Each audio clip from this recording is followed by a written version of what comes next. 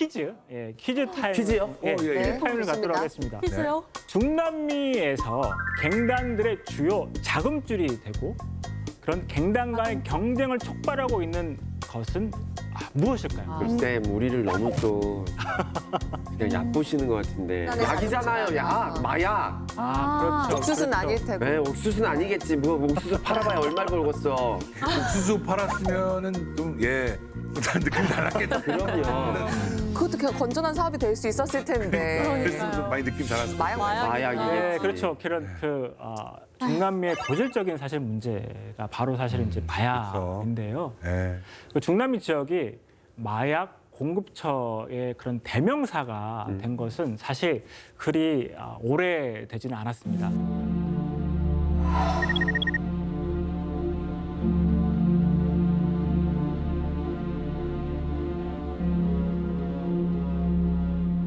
그리고 이제 두 번째, 네. 두 번째 그런 질문을 네. 좋습니다. 하도록 하겠습니다. 네. 네. 최대의 코카인 재배 생산국은 어디일까요? 코카인. 이제 아, 요거는 중남미에서 잘 맞춰야 돼. 코카인. 중남미? 중남미? 맞춰보겠다고 막 말하기도 좀 그런데요. 이거 그러니까. 적응 알지 못하는 남의 저는 알 것 같은데. 정말요? 어디입니까? 앞서 또 마약도 맞췄던 우리 또 맞춰볼까요? 예. 영화에 나왔던 선배님 아세요? 코카인. 다른 분들 콜롬비아 아닙니까? 그렇죠. 이렇게 콜롬비아. 형님 잘 맞추시네요. 지나치게 수상하게 좀 잘 알고 계세요. 정말 잘 맞추시는군요. 거기 거래처 뚫기가 힘들더라고. 뭐라는 거야? 뭐라고 나 지금? 하시는 거예요, 지금? 뭐라는 거야? 얘기를 지금.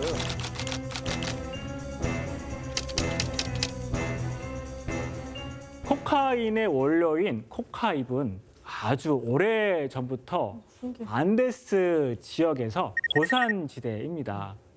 해발 거의 3,000m 이상 고산병 때문에 코카잎을 씹어 먹는 전통이 있었다고 합니다. 이는 잉카 제국 시대 때부터 전통적으로 사용한 민간 요법이고요. 사실 코카인은 19세기 말 유럽의 연구자들이 코카잎에서 각성 효과를 일으키는 네. 화학 성분이랑 그렇죠. 결합한 것이 마약입니다. 아. 네, 사실 그 결과 지금의 콜롬비아는 코카인이라는 불법 마약의 최대 생산지가 되었는데요. 그리고 이 마약의 상당수는 네. 중남미를 마주하고 있는 세계 최대의 어떻게 마약의 시장 미국으로 가게 됩니다.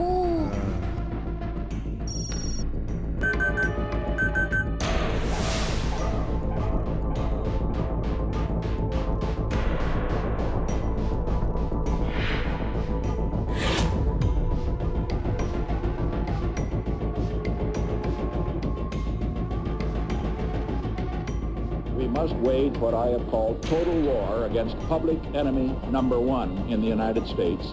Last year alone, over 10,000 drug criminals were convicted. To stop those drugs on the way to America, I propose that we spend more than $1.5 billion on interdiction.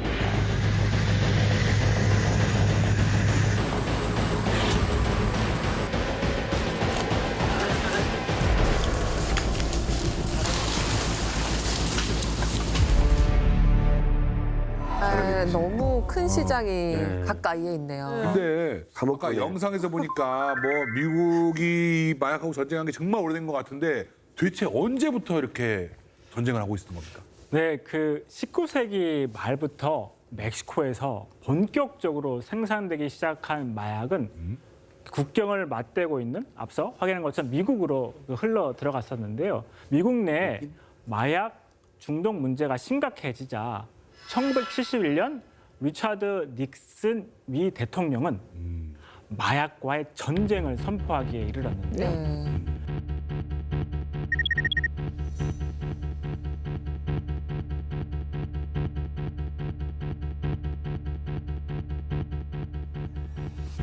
그런데 멕시코를 잡고 나니까 다른 한쪽 콜롬비아에서 코카인의 공급이 증가하게 되는데요. 이때 바로 콜롬비아의 전설적인 마약왕 파블로 에스코바르가 탄생하게 됩니다. 여기 이거 나르코스 드라마? 그 드라마의 주인공이 파블로 에스코바르가 그때 알았고 그 당시에 엄청나게 돈을 벌었더라고요. 뭐 세계 10대 부자에 들어갈 정도로 맞아. 진짜? 돈을 엄청나게 벌었다. 돈이 너무 많은 거지. 마약 팔아갖고. 마약 팔아가지고. 마약 왕이다. 그러면은 이거 우리가 알고 있는 뭐 재계 순위 이런 거 만약에 범죄자 들어간다면 이거 막 바뀌겠는. 포브스 순위 이런 거 있잖아요. 포브스 순위 옛날에 막 10위 내에 들어가고 그랬어요. 아니 근데 네. 저는 사실 불만인 게 뭐냐면 마약 왕이라고 붙이는 그런 수식어 같은 거 이런 거 지금 영웅화 시키는 거 아닙니까? 그걸 뭐라고 해야 될까요? 마약놈? 악마. 마약 이거 범죄자. 네 범죄자. 대마왕. 왜 자꾸 그렇게 영웅화 우상화 시키려고 하시죠? 대마왕이잖아요, 마왕. 사실 파블로 에스코바를 시작으로 중남미에서는 본격적으로 거대 마약 카르텔이 형성되기 시작했습니다. 그래서 1990년대 당시 미국의 아버지 부시 행정부는 콜롬비아 카르텔의 마약 수송로를 철저히 차단하기 시작했고요. 그래서 미국, 콜롬비아, 그리고 멕시코의 세 정부가 공조해서 메데진 카르텔의 보스인 파블로 에스코바를 사살하게 됩니다. 이제 드디어 끝이 보이나 했지만 이번엔 또 멕시코를 거쳐 미국으로 가는 육로가 개발이 되었는데요. 멕시코 카르텔은 인편이나 땅굴까지 이용을 하거든요. 사람이나 그렇죠. 이제 인편, 사람이나 땅굴까지 이용을 해서 와. 그래서 이제 게다가 그럼 미국과 그렇죠? 미국과 멕시코의 국경선이 서울과 부산 간 거리에 무려 7배가 넘는 대략 3,145km 정도가 됩니다. 그래서 결국 미국이 멕시코 정부에 압력을 넣어서 2006년부터 멕시코 마약 전쟁이 벌어졌는데요. Arriba la casa, arriba, mijo. A la casa, camito, mijo, así mero. 근데 이렇게 나라끼리 합동 작전을 통해서 무력까지 쏟아붓는데도 아직까지도 그 주요 공급책인 그 마약 카르텔을 소탕하지 못하는 그 이유가 뭐가 있을까요? 네, 그런 이제 크게 두 가지 정도를 사실 이제 볼 수가 있을 것 같은데요. 우선 값이 싸고 중독성이 강한 새로운 마약이 계속해서 탄생한다는 점인데요.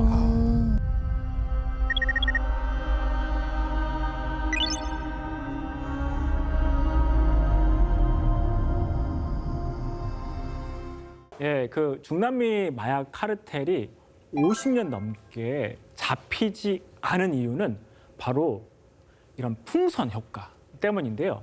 자, 한번 보세요. 풍선을 한쪽으로 누르면 다른 한쪽이 어떻게 돼요? 튀어나오죠.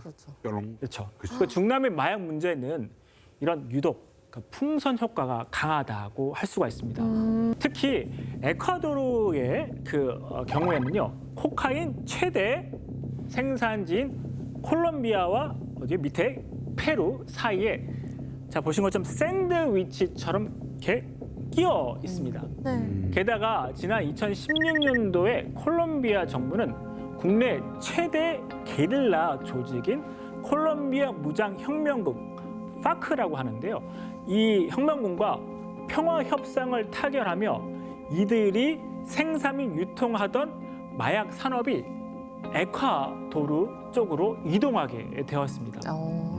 따라서 이와 같은 풍선 효과로 에콰도르는 기존엔 단순히 마약이 어떻게 통과하는 나라였지만 이제는 콜롬비아를 대신해서 마약을 분배하고 저장하는 그런 센터 역할로 확대가 되었는데요.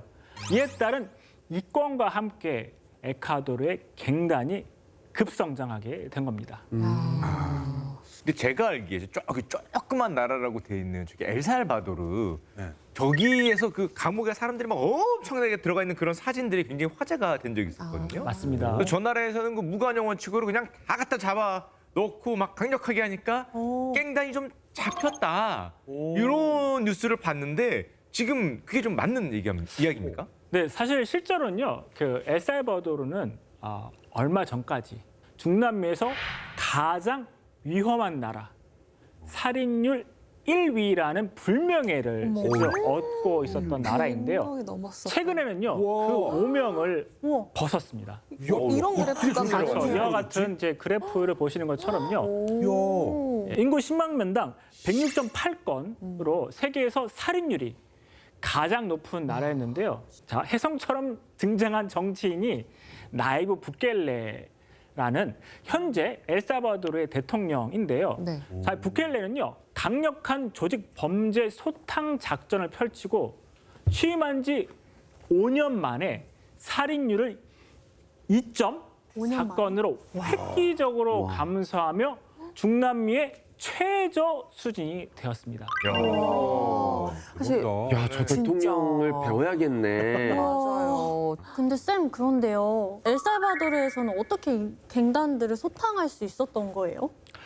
부켈레 대통령은요, 지난 2022년 3월 범죄를 어떻게 뿌리 뽑겠다며 마노두라, 사실 마노는 손이고 두라는 그 단단한이라는 뜻인데요. 즉 철권 통치를 시작을 했습니다. 철권 통치. 네, 근데 사진을 한번 보겠습니다. 우와. 지금 왼쪽이 사람인가요? 와. 이런 거 처음 자, 봐요. 부켈레의 엘살바도르 대통령은요, 어떻게 법까지 바꿔가며 경찰이 갱단으로 의심되는 사람은 누구든 체포할 수 있도록 해서 성인 인구의 2%에 해당하는 대략 7만 5천 명을 교도소에 수감을 했습니다. 성인의 2%. 보수가 잡혀가는 거예요.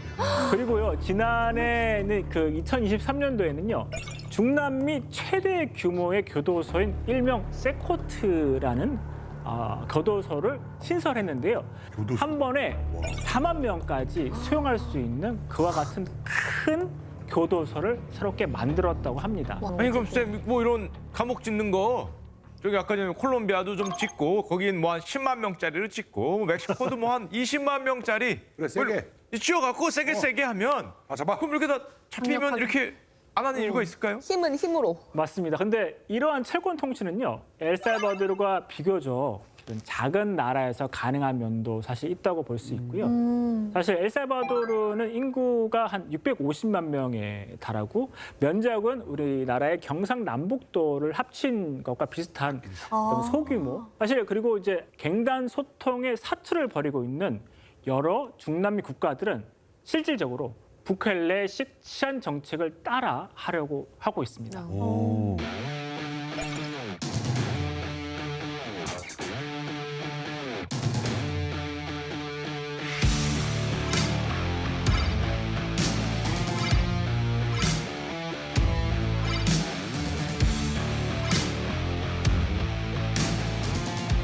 근데 이게 엘살바도르 방식이 지금 당장은 좋아 보일 수 있지만 또 한편 부작용이 있어요. 우리나라도 옛날에는 무슨 독재 정권 시절에 삼청교육대 같은데 이렇게 해가지고 사실 무고한 시민이 오해를 받아서 들어가서 고생하고 나오는 경우도 정말 많았거든. 나처럼 머리를 밀고 다녔다. 반항해? 갱이야? 이래가지고 그냥 끌고 가고. 지금 중남미에 있으면 석천님도 위험할 수 있는 거 아닙니까? 네, 위험하십니다. 예, 아까 제가 어디가 위험해 보이나요, 제가? 내가 볼 때 위험한 거예요. 실제로. 아니 아까 그 사진 가운데 계시는지 한참 쳐다봤어요. 예. 다 제 종족들 같아가지고 저도 짠하더라고요. 스크레드가 많더라. 근데 아까 보니까 진짜 정말 틈없이 사람들이 꽉 차 있잖아요. 맞아요. 인권 문제 같은 게 좀 지적이 될 것 같아요. 맞습니다. 그래서 그 엘살바도르의 사례는 현재 국내외적으로 논란이 끊이지 않고 있습니다. 몸에 문신이 있는 남자들 있잖아요.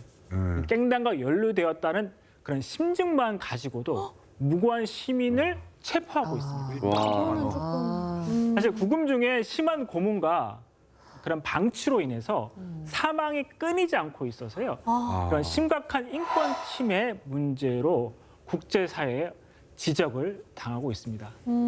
게다가 대통령 연임 금지 헌법까지 수정하면서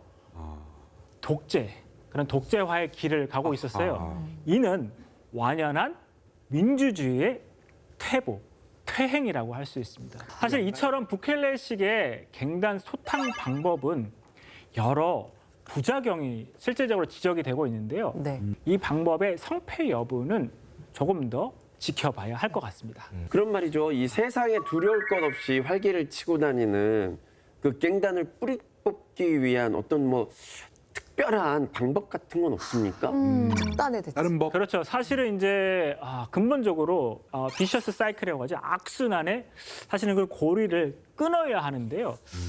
그래서 사실은 이제 마약의 그 전문가들은 범죄 조직들은 언제나 가난한 도시나 지역에서 활동한다고 사실은 지적하고 있습니다. 사실은 문제는 국내의 빈곤 문제가 여전히 심각하다는 것인데요. 네.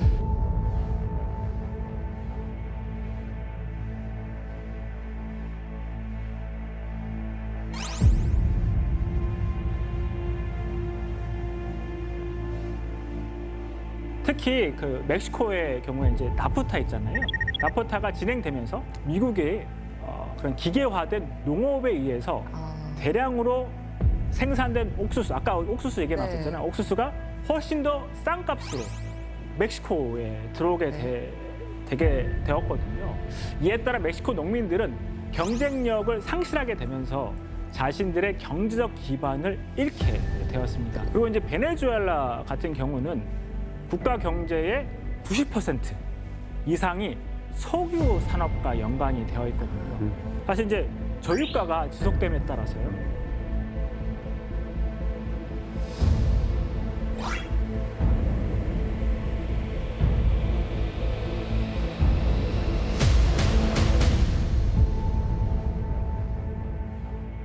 그걸 제가 사실 작년에 온두라스에 갔었을 때 온두라스. 오늘날 새로운 빈곤을 마주하게 되었는데요. 새로운 빈곤이요? 네, 새로운 빈곤. 예, 바로 기후 위기로 인한 빈곤. 그러니까 기후 변화가 위기화되면서 이것이 결과적으로 빈곤으로까지 추동하게 되었는데요.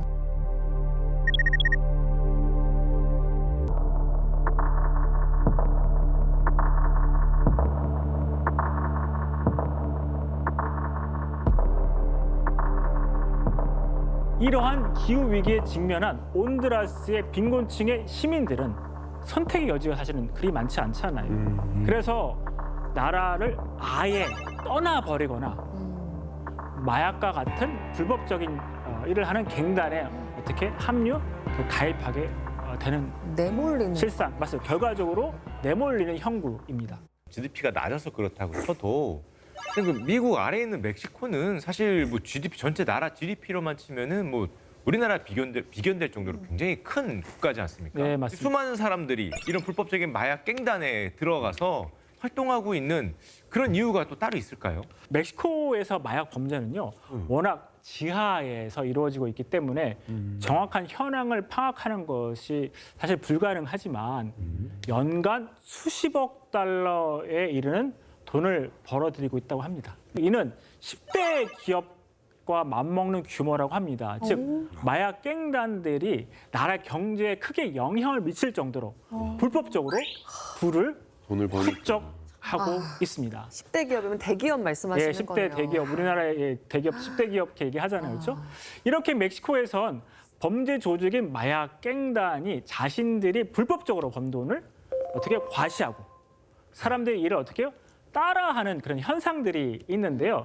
이를 일명 나르코 컬처라고 합니다. 나르코? 지금 이 사진은 뭔가요? 네, 그 마약 산업에 연루된 사람들을 사실 이제 나르코라고 하는데요. 이들은 어떻게 자신들의 재력을 과시하거나 보시는 것처럼 연행됐을 때도 폴로와 같은 그렇죠? 브랜드 옷을 입고. 브랜드된 값비싼 옷을 입고 당당한 모습을 사실 보이고 있습니다.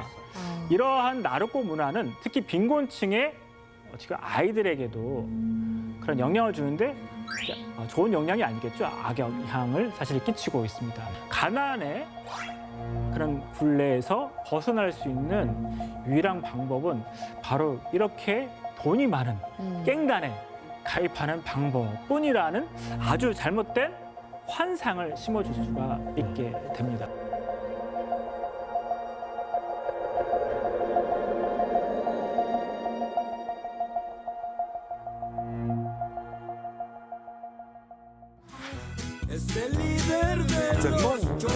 너무 신나는 노래.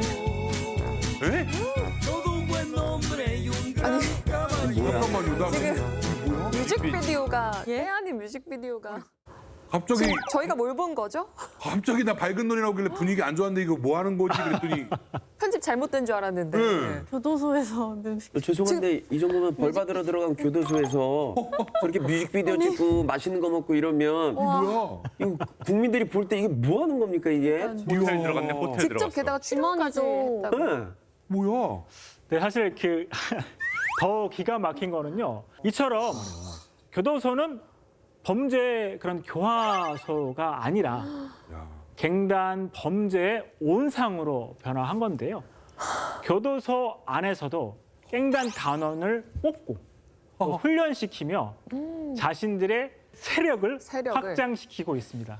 와, 진짜 이건 뭐, 와. 교도소 호화 무슨 시설? 사실 그러니까. 호텔 같이 해놓고. 야. 너무 와, 이거는 정말 중남미 상황의 그냥 그 현주소를 고스란히 보여주고 있는 것 같아요. 네, 맞습니다. 이렇게 범죄 집단에 불과한 갱단이 저렇게 벌을 받고 있는 와중에도 무소불위의 권력을 보여주는 까닭은 간단합니다.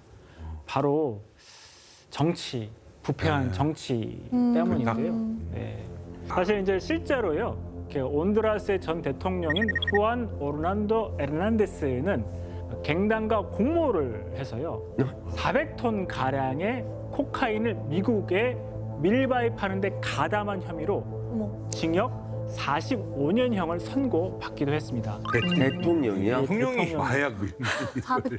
국가 사업이네요. 국가 근데 사업. 그거 하기 위해서 대통령이 됐나 보네요. 네, 그렇게라도 볼 수도 있을 것 같긴 한데요. 또한 이제 부패 혐의로 탄핵 위기까지 간 에콰도르의 기에르모 라소 전 대통령은 가족이 마약 밀매에 가담했다라는 또 정황까지도 포착이 되기도 했었습니다. 야, 이게 보통 생각한 게 아닌데. 자, 그러면은 중남미에 있는 지도자들이라든가 여러 나라의 그런 어떤 각국 정상들은 과연 어떤 정책을 펼쳐야 이게 방법이 있긴 하겠습니까? 일단 뽑기부터 잘해야 될 것 같은데요. 그래요, 이게 뽑는 건 그럼 선거도 뽑아놓으면 믿을 수는 어렵고 있겠습니까 이 지금. 상황에서? 야, 사실은 이제 수많은 정책들이 사실 입안이 되었을 것 같은데요. 결국 기본으로 돌아가야 할 것 같습니다. 모든 문제의 원인과 해결 방법은 결국 사람이잖아요. 사람. 그래서 앞서 살펴보았지만 중남미의 전반적인 빈곤 문제 해결이 필요할 텐데요. 그 선례로 2003년부터 2010년까지 브라질의 대통령이었고 지난해 다시 브라질의 대통령이 된 룰라의 그 가족 수당 제도인 그 브라질의 빈곤 퇴치 정책, 보호사 파밀리아 정책을 좀 확인을 해봐야 될 것 같은데요.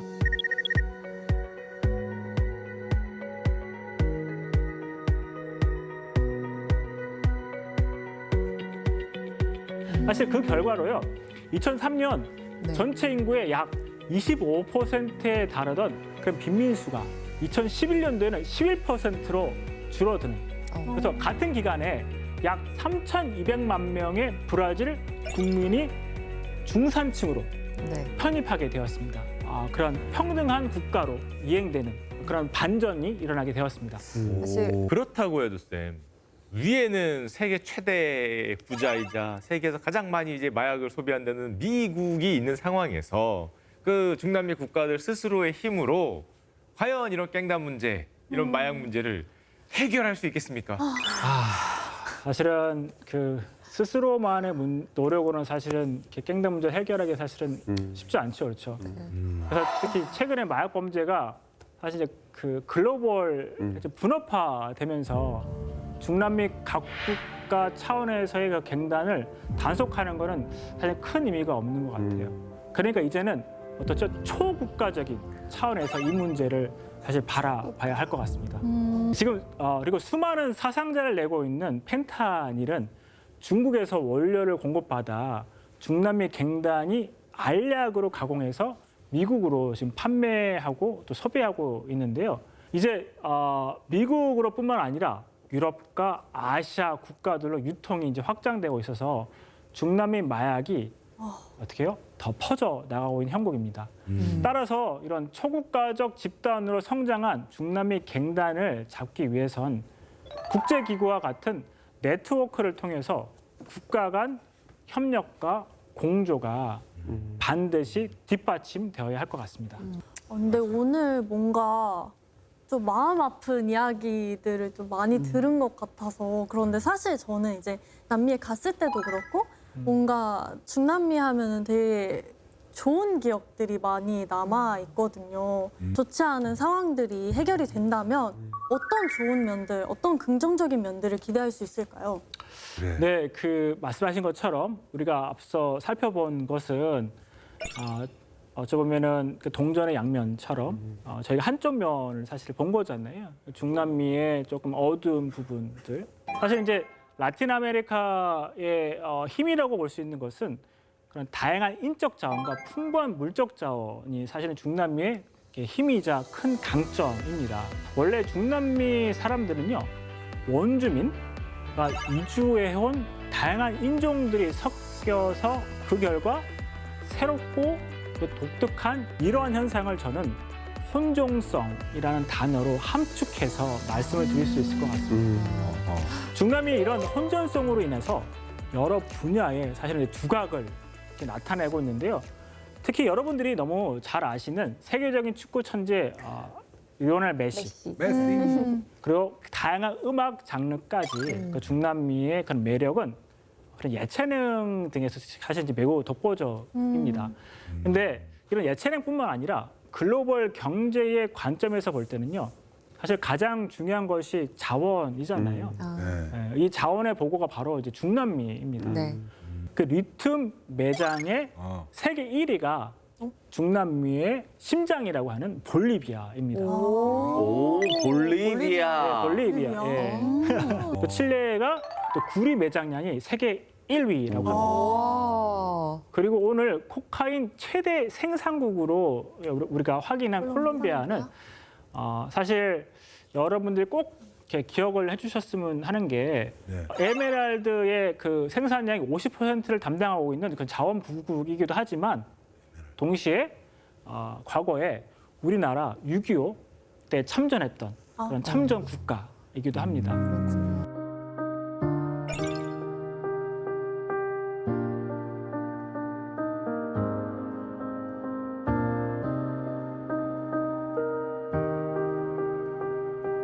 사실은 그 우리에게 아미고가 이제 친구인데요. 아미고. 예, 사실 제가 봤을 때는 그냥 아미고가 아니라 그냥 친구가 아니라 베프, 예, 무이 아미고라고 하는데요. 저는 이런 빠른 시일 내에 마약, 깽단, 그런 폭력 등 중남미 사회 저변에 깔려 있는 그런 사회 불안정성이 해결되어 중남미가 다시 평화롭고 매력적인 땅으로 자리매김하길 기대합니다. 아울러 국제사회에서 중남미가 귀감이 되는 지역이 되길 응원합니다. 네.